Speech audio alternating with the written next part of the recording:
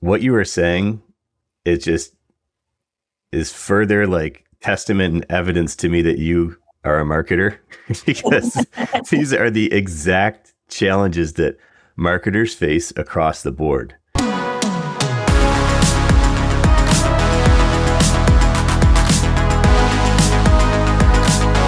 What's up, everyone, and welcome to the Local Marketing Lab, where you get real-world insights from industry pros to help you drive local revenue and local growth.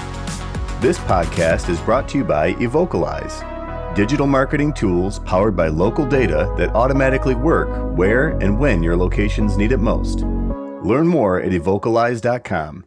Well, what's up, and welcome to the Local Marketing Lab. Joining us in the lab today is a guest with over 15 years of franchise and retail marketing experience, working with brands like Blockbuster, Yogurt Mountain, and Huddle House. She loves Alabama football, the Atlanta Braves, and is super nervous about seeing what AI has whipped up for her in this episode. She's the Senior Director of Marketing at Taziki Mediterranean Cafe. Julie Wade, thanks for joining us in the lab, my friend. Thank you so much for having me, Justin. Appreciate being here. You bet. So I guess it would be good to kind of start off just real quick, just tell a little bit about your journey in your career and how you ended up where you are. Sure. So I've always been in marketing. I'm one of the few people probably that went to school and is still doing what I went to college for eons ago. I've always loved the marketing and advertising world, and really started in that vein as soon as I got out of school. And other than a 10-year stay-at-home mom stint, pretty much been doing it ever since. Been here in Birmingham my whole entire career, and been a customer of Taziki's for over 20 years. And I was with another brand and heard about a marketing position and knew that this was something that really hit home with me. I'd always thought that Taziki's was really an extension of my kitchen because it was the place that I would always get takeout. It was an easy place to go grab dinner after those late night games at the ballpark with kids, and after dance lessons and things like that. So it was definitely something that resonated with me. I've always loved the food. So a little over 3 years ago, I jumped at the chance to join the brand, and really enjoyed my time being here and seeing it grow. And we're on the cusp of 100 units, and Wow. wait to hit that milestone early next year. That's very cool.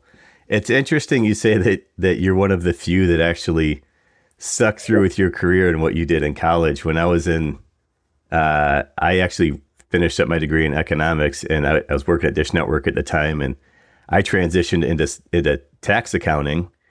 And it was actually, it's funny, you worked at Blockbuster. So as part of my role there, we had acquired Blockbuster's assets out of bankruptcy at the time. Oh, And really? Oh, wow. Oh, yeah. They had 1,700 locations that I had to register, like all the licensing with the municipalities, like business licenses for. And it was at that time I realized I need a career shift and shifted into marketing. So, Yes. Yeah. Tax accounting. That doesn't sound too fun. it was not, well, at least not Yeah. for me. I'm sure there's some folks out there who think it's fun, but Yeah. I definitely like the marketing side of things that allows you to interact with people, and you do the engagements, all the activations and stuff, especially at the local level. It's a ton of fun. Yeah. Yeah. And the part about marketing that's really very satisfying for me is to see a promotion or um, a creation. I was in product development for a while as well Mm. with Yogurt Mountain, and it was very fulfilling to see things, especially like dessert flavors that we would come up with. Mm. There was especially one that I did that was Aunt Ida's pound cake, and it was my Aunt Ida's pound cake recipe that Oh, we turned into a frozen yogurt flavor. And seeing that come to fruition from an idea, and then see customers enjoy it and it resonate with them, and then actually ask for it. That was very yeah. fulfilling on a professional level. And seeing things like that, now with Taziki's, that we take a concept from conception and then see it all the way through in the stores, see customers really, um, you know, just love it and, Hmm. um, just really enjoy it. And whether it's a new food item or something that we're doing on the tech side, that's really fulfilling. And Mm-hmm. that's one of the things that I really enjoy about marketing as well, is just getting that, um, the feedback and seeing what Yeah. customers really, really respond to. Yeah. Seeing the satisfaction from your customers, it adds a new level of I guess importance or just enjoyment to what you do. If you don't love what you do when you're coming to work, like, you're doing something wrong. So Oh, that's got to yeah. be it's definitely something I look for in what I do as well with the stuff that I create from the marketing side. Um, I mean, I like to think that people like listening to episodes of the podcast, but maybe that's just me. Oh, I think they do. I think they do. You do Yeah. a good job with them. Oh, I appreciate it. It's because we have awesome guests like you that are take the time to join us. So, um, I guess you talked a little bit about engaging with your customers and making sure you're developing products that resonate with them. What are some things that you think you've seen done really well, or maybe you've tested that worked really well from a local marketing standpoint that really engaged with local communities? Really, lately, everything has been moving toward those digital channels. It is really Mm, more and more. We're seeing a lot of engagement both with Google and Meta, hmm um, doing a lot of ads with them. We also have a new lead generation company that we've engaged with for some markets as far as our catering leads, and mm. that's been quite successful. That's a new thing for us. We haven't really dabbled in that before. Um, so all of that together, we've seen really some exciting growth in some markets where we'd kind of been stagnant for a while. So um, that's really something that we've been excited about, and I think that's really where 2024 is going. A lot more digital, digital, digital, up and down. Yeah, exactly. That's something that we help our clients do. What's great about digital is you can see kind of end to end. You could track the results, which is awesome. A lot of times, like in just traditional marketing tactics, historically, you kind of some teams still do. They just kind of throw stuff at a wall to see what sticks, and there's nothing wrong with testing, but if you have the ability to actually track effectiveness and ROI to your tactics, it not only do you accelerate your learnings, but you're able to attribute your ROI and then really have more of a knowledge base as to what actually works, as opposed to just a gut feel. And you can put dollars toward the right things once you kind of find that lever to pull. Oh yeah, yeah. We've just started in the past couple of months with a new. It's an email and all communication platform, and we tested an SMS campaign back about a Mm, month ago, and it was in conjunction with an overall LTO that we were doing. And we had done an email campaign. And for our first SMS campaign, we took the people who had not opened their emails. And this was the first time that we had ever had the technology to be able to say, okay, who had not opened their emails? And we sent 50,000 text messages to just those folks. And we had over a 300x ROI on that particular text message. So we're like, okay, we're that's going to awesome. do a whole lot more of that. That's a really good thing that we're Yeah. going to do. So yeah, being able to see that follow through is just phenomenal. It's not something that when I started my career, I thought we would ever be able to do, because we were still, um, doing things by rating books and, hoping that the people that said they filled out their little diaries for radio and TV actually Yeah. had one of those programs that they said that they did. Yeah. Yeah. It is super interesting. Just the immediacy of the feedback is incredible. And I'm not marketing restaurants, but just on the marketing side, though, I've leveraged tech for years just because of that reason. It's like, and I've kind of overlooked certain tactics, although I might think they may work, just because I don't have the immediate feedback as to whether or not it does. And if I do have that, I know exactly where to put my dollars and to test the right things. That SMS is an awesome example. Yeah. Do you? Um, what are some things that you might suggest to someone out there who maybe they might not have the right solutions in place, or maybe they are just kind of getting their legs back under them after COVID? What are some things that you could suggest to them to do maybe today or sometime this week to, start driving traffic, driving sales, driving online orders, whatever it might be? Well, one thing that I would encourage them to look at are, within Meta, a lot of people think that you can't really advertise on a local level. We have in our ecosystem of our social media, we have a brand feed through Instagram, and then every single location has their own Facebook page. And that's the way a lot of brands are set up, so that you have a very localized Facebook, but then the Instagram is more of a brand level. And I think there's a lot of misconception out there about, well, if the brand level side is controlling Instagram, then you can't advertise on a local level. And that's not true. You can go in through Meta and you can target and really focus on all of the Meta customers, whether it's Instagram or Facebook, and get just those localized folks that you want. So that is something that I would definitely encourage people to do. Even if you think, okay, my customers are not on Facebook, I'm not going to reach them, they're really more Instagram people. Well, you can advertise that way and still get to them, even though you may not have control of your own brand page. You can still advertise that way as well. So I would definitely look at that. And then your third party stuff, that's one of those things that we've heavily leaned into in our brand. And it's really, you have to look at it as a growth tactic. And we've definitely done that. We've gotten our brand in front of people who would probably never, ever walk into one of our restaurants.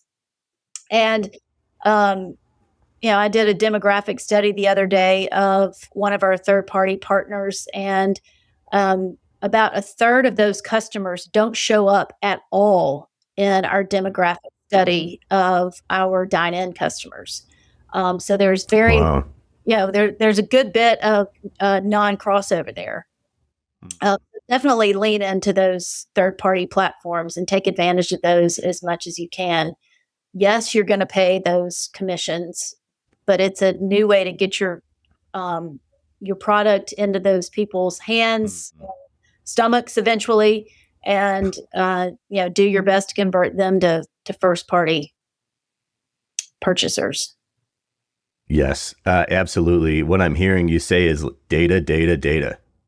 As much as you can leverage that data, do it. You talked a lot about audience segmentation. How are people engaging with your brands? Over which channels are they coming in? Have they ever been in? Have they been in multiple times? Have they logged into your Wi-Fi? There's all sorts of activity that your customers are creating. They're leaving this vapor trail with how they engage with your brand. So kind of, sniff that stuff out and drop your guests into buckets, what we call segments, and then market to them with appropriate messages on the channels that they're on, that that the messaging is going to resonate with them. And that really, it helps you create lookalike audiences and really go to market at scale, which is incredible. That's why I love the tech. Yeah. Oh, that stuff's so hard though. It's taken us close to a 2-year journey to get to really where we are today. And we're not done by any means. I mean, we are, if you look at like a crawl, walk, run, we're barely crawling, trying to get up to a walking stage. There's so much more that we know that we can do. Um, yeah, we got our CDP set up about 6 or 7 months ago, and so now we're able to segment our customers into audiences, which has really been able to help us on some fronts. But we know there's so many more things that we can do. The more that we have our data, the longer that we have the data, um, and it all depends too on what you have on the back end. How good is your data when it's coming in? Because That's right. how you're ingesting it to begin with, excuse me. Mm-hmm. If you don't take it in well and it's all a mess coming in, then that makes it very difficult to do something with it on the back end. So that's exactly to look at as well. And we've been struggling with that from a multitude of systems. One system intakes people's names one way, and the online system intakes people's names in a different way, and so it's been a challenge. This is what you were saying. It just is further like testament and evidence to me that you are a marketer, because these are the exact challenges that marketers face across the board. Garbage in, garbage out. If you're taking in data incorrectly, or it may not even be incorrectly, it's just how you're compiling it is going to differ across each system in many instances. In most instances, tying that all together, cleaning it up, it's tough. It takes time. And many times you need kind of a tech company or a solution to help you kind of tie all those systems together and clean everything up so that you can actually make it actionable data. Oh yeah. Yeah. And sometimes it doesn't take just one. It's a multitude of partners to get it into a really good, usable place. One to clean it up, another one to kind of display it in the way that you need it to be. We don't have a business intelligence tool right now. And that's kind of a big missing piece for us, to be able to take all the data that we have and then see it in a usable format that allows us to really make good business decisions based on what we're seeing. Yeah, a good tool will not just package the data up, but it'll give you actionable insights, like things to show exactly like this is where you need to take action in order to fix XYZ. Yeah. Very cool. Yeah, a lot of typically I don't put plugs in for what we do on the podcast episode, but literally everything you're saying, Julie, it's like we can help clients do that. So if you are struggling with that as a listener, hit us up. But that's as deep as I'll go into that on the show. So do you have any examples, Julie, of folks you'd like to give a shout out who, other than Taziki's, we know Taziki's does local marketing well, but who else is doing local marketing really well? I'll have to recognize one of our sister brands. Waldo's Chicken is an up and coming brand, as part of the Fresh Hospitality family, and we actually share a building with them here in Birmingham.